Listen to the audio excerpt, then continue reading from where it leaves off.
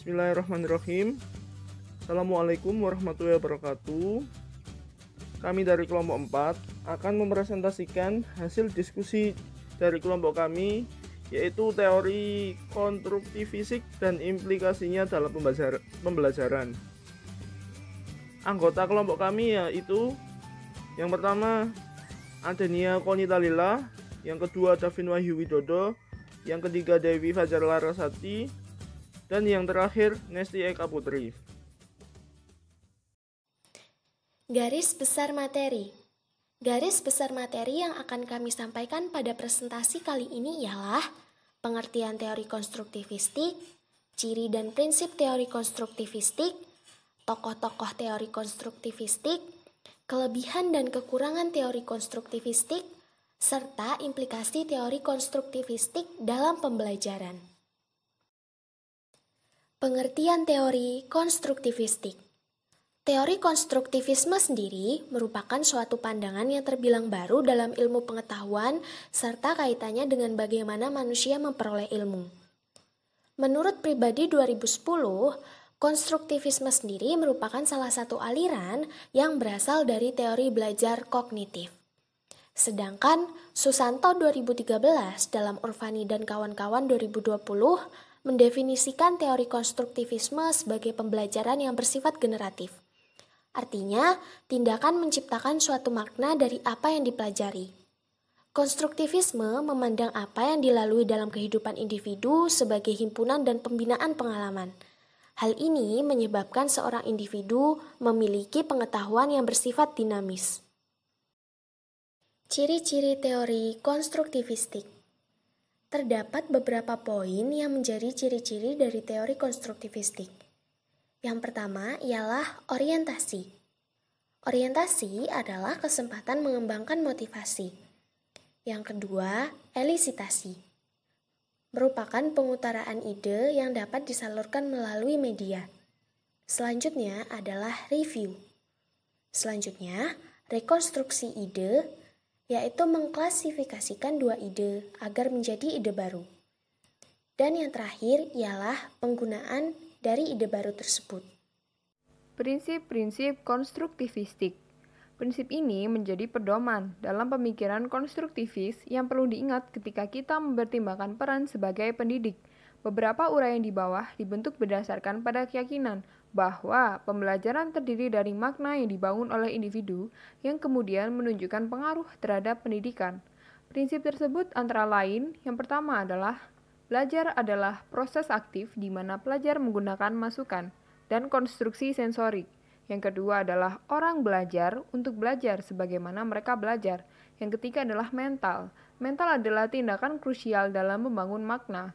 Yang keempat adalah belajar melibatkan bahasa. Mengapa? Karena belajar dapat mempengaruhi pembelajaran. Yang kelima adalah belajar adalah aktivitas sosial. Dan yang keenam adalah belajar adalah kontekstual. Yang ketujuh, belajar membutuhkan waktu dan proses. Dan yang terakhir adalah motivasi. Motivasi adalah komponen yang menjadi kunci dalam belajar. Tokoh-tokoh teori konstruktivistik. Yang pertama adalah Jean Piaget. Jean Piaget lahir di Neuchâtel, Switzerland pada tahun 1896. Bukan hanya seorang psikolog, beliau juga merupakan seorang epistemolog yang belajar mengenai alam dan juga pengetahuan. Karya-karyanya memiliki pengaruh yang besar terhadap ilmu pengetahuan, terutama dasar-dasar psikolog dan juga pendidikan. Sekitar tahun 1919, Piaget pergi ke Paris untuk belajar dan bekerja di sekolah laboratorium Alfred Binet dan memulai penelitian kecil mengenai proses berpikir yang digunakan oleh anak-anak ketika menjawab sebuah pertanyaan melalui kesamaan dalam jawaban yang salah terhadap pertanyaan pada usia tertentu. Karyanya menjadi pengaruh besar terhadap program prasekolah Amerika selama 30 tahun terakhir. Volume karya Piaget memberikan pandangan yang dalam tentang bagaimana anak-anak menciptakan pengetahuan namun menuai banyak kritikan. Teori Piaget mengklaim bahwa interaksi antara individu dengan lingkungan adalah cara untuk menciptakan pembelajaran. Individu akan memberikan arti atau makna dari orang yang mereka temui, tempat yang ia jelajahi, dan hal-hal yang terjadi di sekitar mereka. Dari penjelasan mengenai pembentukan pengetahuan yang dilakukan individu, Akhirnya, Piaget menjelaskan teori konstruktivistik. Teori ini menjelaskan bahwa pengetahuan seseorang adalah bentuk atau sebuah konstruksi dari orang itu sendiri. Proses ini terjadi pada otak mereka yang mencerna, lalu membentuk hingga menjadi sebuah pengetahuan. Pembentukan terjadi karena individu dihadapkan dengan berbagai tantangan, rangsangan, dan persoalan yang menimpanya. Sehingga dapat dikatakan bahwa teori yang diutarakan Piaget bertumpu pada keaktifan murid dalam membangun pengetahuan masing-masing, hingga akhirnya teori ini berpengaruh pada pendidikan sains dan juga matematika. Tokoh selanjutnya adalah Ki Hajar Dewantara. Nama ini tentu tak asing untuk kita dengar. Tokoh ini memiliki pengaruh yang besar dalam dunia pendidikan di Indonesia. Beliau lahir di Yogyakarta pada Mei 1889 dan lahir dengan darah biru dari ayahnya selaku putra sulung raja, yakni Suryaningrat. Beliau pernah sekolah di Belanda, Yogyakarta, dan juga Jakarta yang kala itu adalah Batavia. Yang perlu diketahui adalah beliau seorang pendiri perguruan Taman Siswa pada tanggal 3 Juli 1922 dengan ajaran yang sampai sekarang kita kenal dengan istilah Ing Ngarso Sung Tulodo, Ing Madya Mangunkarsa, Tutwuri Handayani, yang artinya di depan memberi teladan, di tengah memberi semangat, dan di belakang memberi dorongan. Ki Hajar Dewantara menganggap pendidikan harus diselenggarakan dengan tujuan untuk membantu siswa agar menjadi manusia yang mandiri, merdeka, mampu berkontribusi pada masyarakat. Pandangan ini justru sejalan dengan teori konstruktivisme, yakni pengetahuan bersumber pada konstruksi manusia itu sendiri. Anggapan mengenai pengajar menurut Ki Hajar Dewantara adalah pengajar bukan seorang yang memberikan ilmunya pada siswanya, namun boleh jadi siswa sendirilah yang aktif dalam membentuk sebuah pengetahuan, lalu menciptakan makna yang disampaikan dari pengetahuan itu sendiri. Siswa mencari tahu secara mandiri dengan memiliki sikap kritis terhadap suatu hal, serta mampu memberikan penilaian terhadap hal-hal yang terjadi di sekitarnya. Implikasi teori belajar konstruktivistik. Menurut Kruisang dalam bukunya Pribadi 2010, mengungkapkan bahwa implementasi pendekatan konstruktivistik dalam aktivitas pembelajaran memiliki beberapa karakteristik penting, antara lain, belajar aktif atau active learning, di mana siswa dituntut untuk aktif dalam melakukan proses pembelajaran. Yang kedua, siswa terlibat dalam aktivitas pembelajaran yang bersifat otentik dan situasional. Yang ketiga, aktivitas belajar yang menarik dan menantang diperlukan dalam proses pembelajaran konstruktivistik ini. Yang keempat, siswa harus dapat mengaitkan informasi yang baru dengan informasi yang telah didapatkan sebelumnya. Kemudian yang kelima, siswa mampu merefleksikan pengetahuan yang telah dipelajari olehnya. Yang keenam, guru berperan sebagai fasilitator yang membantu siswa dalam proses konstruksi pengetahuan. Selain itu, guru juga harus memberikan bantuan berupa pemberian bimbingan dan petunjuk dalam mempelajari konsep-konsep yang dirasa sulit dipahami oleh siswa selama menempuh proses pembelajaran. Dukungan dan bantuan yang dapat diberikan kepada siswa dalam proses pembelajaran antara lain pemberian tanda, penjelasan, demonstrasi, pelatihan bersifat personal, serta penambahan sumber belajar. Selain itu, Kruisang juga mengemukakan pendapat bahwa terdapat langkah-langkah yang perlu dilakukan dalam mengimplementasikan pendekatan konstruktivistik dalam pembelajaran, yang terbagi menjadi 3 tahap, yaitu persiapan, penyampaian, dan penutupan.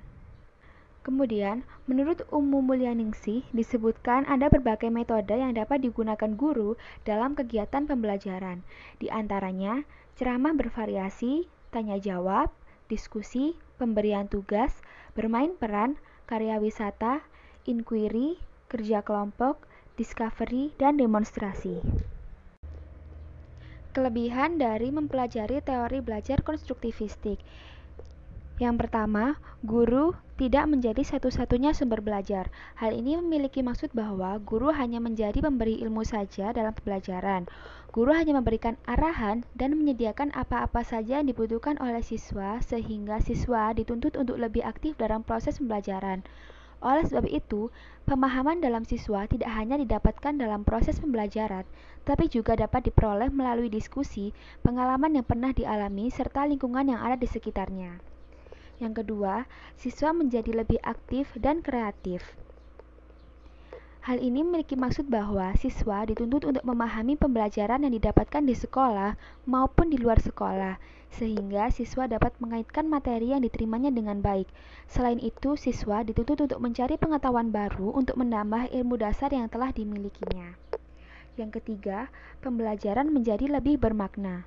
Hal ini memiliki maksud bahwa proses pembelajaran dilakukan dengan tidak hanya mendengarkan penjelasan guru, tapi siswa juga harus mengaitkan materi dan pengalaman yang pernah dialaminya, sehingga mendapatkan informasi-informasi. Yang keempat, memiliki kebebasan dalam belajar. Hal ini bermaksud bahwa siswa bebas mengaitkan ilmu yang didapatkan di lingkungannya dengan apa yang diberikan di sekolah sehingga dapat memperoleh konsep yang diharapkan. Yang kelima, perbedaan individual lebih terukur dan dihargai. Hal ini berarti bahwa teori belajar ini memberikan lingkungan belajar yang kondusif yang mendukung siswa untuk mengungkapkan gagasannya, saling menyimak, dan menghindari kesan bahwa hanya ada satu jawaban yang paling benar.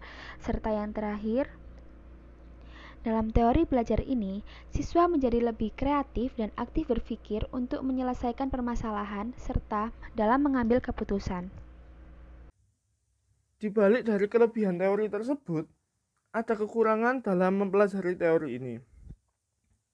Yang pertama, kekurangannya adalah menimbulkan miskonsepsi.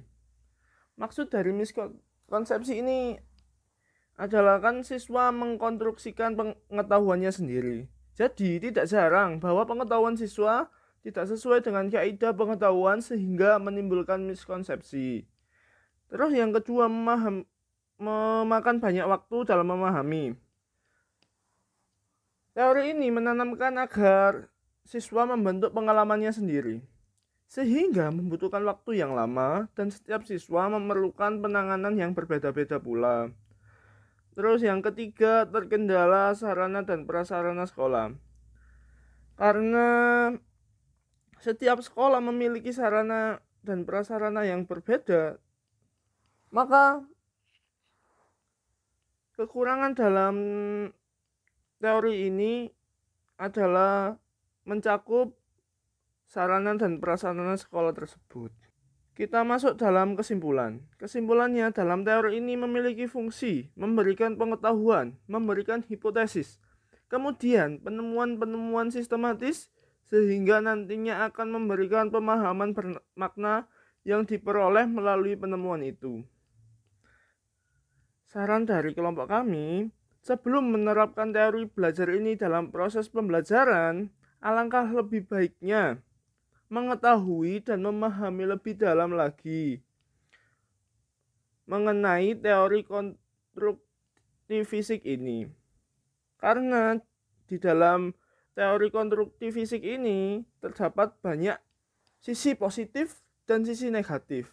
Maka dari itu, kita sebagai guru harus mempelajari lebih dalam lagi bagaimana teori ini. Mungkin itu sekian dari kelompok kami, kurang lebihnya mohon maaf. Wallahul muwaffiq ila aqwamit thoriq. Wassalamualaikum warahmatullahi wabarakatuh.